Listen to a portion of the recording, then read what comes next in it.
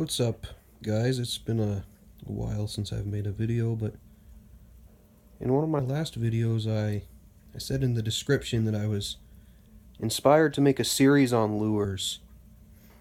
And for every angler, I think it's important to have a knowledge of lures. This video is not necessarily a first part of any series, more so this is just a broad topic kind of discussion. Right now what you're seeing, excluding what's left in these containers, I've only taken out the best trout lures I've ever used, at least the ones that I have with me right now. There's a lot of lures that will catch a lot of trout, but for me these are some of the things that have been absolutely killer, and that I will continue to be throwing anytime I'm set up with a rod and line outfit that is adaptable for these heavier lures.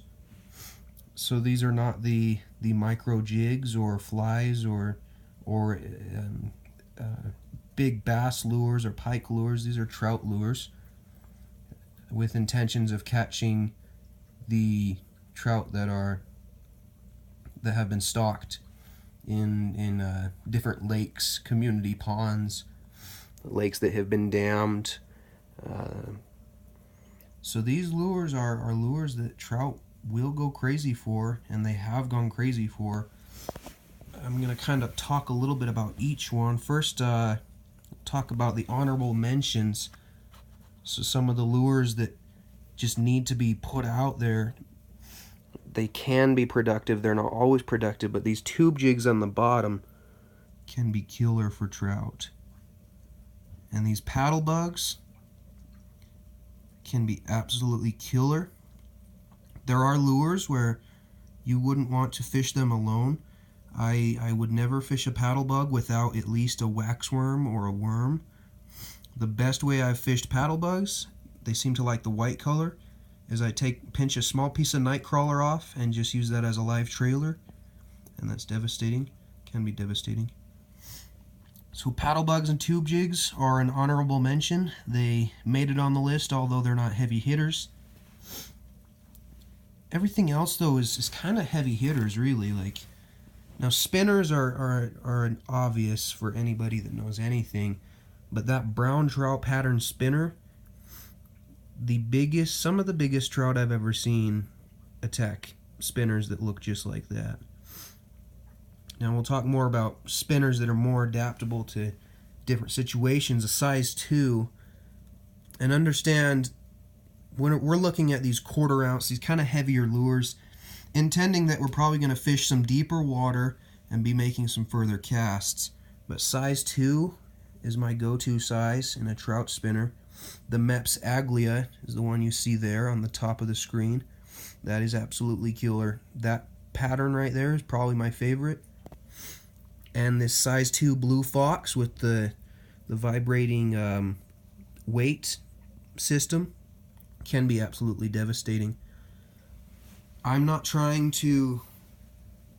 Obviously, I'm not getting paid to share these products, these lures, or these companies. I'm just giving an honest, like, straightforward, like, this is what's good kind of review. And while these are good fishing secrets, I wouldn't share them if I felt like they were the best knowledge I had. But these are things that have just been killer. Up in here, this top right corner, that's a CD5 in a sinking. The color is Mustard Muddler. Amazing, amazing pattern for, I'd say a trout is a trout, whether it's a brown, brook, cutthroat, rainbow. A trout is a trout. Every trout I've known has seemed to behave exactly the same. But for whatever reason, I'm not a biologist, they like the stuff that's patterned like little trouts. And that CD5 is good at getting down, and it will make them mad. Another great lure right here. This is a newer lure that I've experienced with, and it has just been killer, absolutely rookie of the year. A Rebel Trackdown Ghost Minnow. This is in the brown trout pattern, actually. And you can see it's missing paint because of fish striking it. But that's absolutely devastating. I believe that's a floating lure. Sorry, this Rebel Trackdown Ghost Minnow is a sinking lure. But this Yozuri Pins, another absolutely iconic lure for trout, is a floating lure. It's a very small lure. It's the Yozuri Pins minnow. I believe this is just the basic like shad color. Not entirely sure.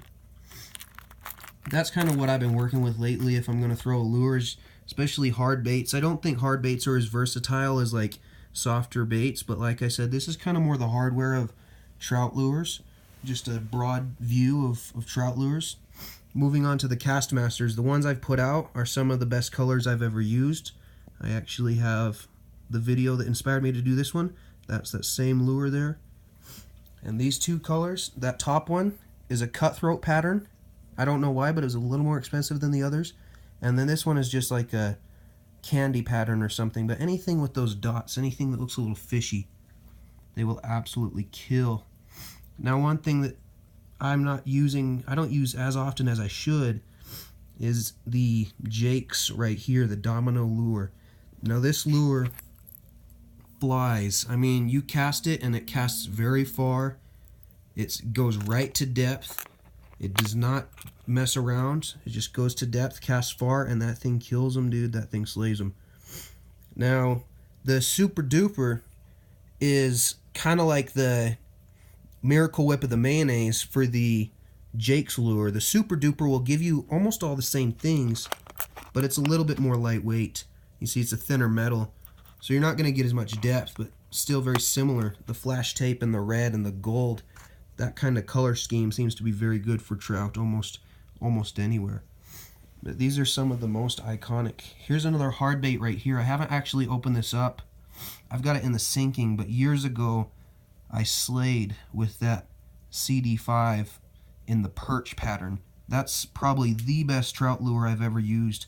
I remember I stood in one spot, and understandably they were hungry trout, but I stood in one spot and I caught so many. It was crazy on that thing right there. It might have been a floating, but they absolutely love that pattern when they're hungry. Here's another kind of honorable mention. Something that does work amazing is a smaller Swedish pimple. This is kind of more of a lightweight, light action lure. But what I do when I throw these as a lure, you know, and I'm not talking about ice fishing, I'm talking about lure fishing. I throw them out and I fish it kind of like a Castmaster, but I actually intentionally keep it near the top of the water, because sometimes when they're feeding near the very top, you just kind of spook that through there. They might think it's a minnow or something, and that can be very, very devastating as well. Anyways, these are pretty much all the best trout lures I've ever used. I'm going to make one or two other videos, maybe about bluegills, panfish, and then maybe one exclusively about bass. And disclaimer, I'm not a professional fisherman by any means. I'm just a hobbyist. I don't do it as often as a lot of people. So this kind of stuff is just what works for me as far as lures go, but absolutely killer. So please use them. If you know of any lures that you think should be up here. Oh, one thing, honorable mention, I couldn't find it. The Jake's, I'm sorry. Yeah, I want to say it's called the Jake's fly. And it's a very, very lightweight lure, but it's just a fly with a bit of wire and a gold spoon. That thing can be devastating almost anywhere. But that's the start of this series, and I'll probably make a couple more. Thank you for tuning in.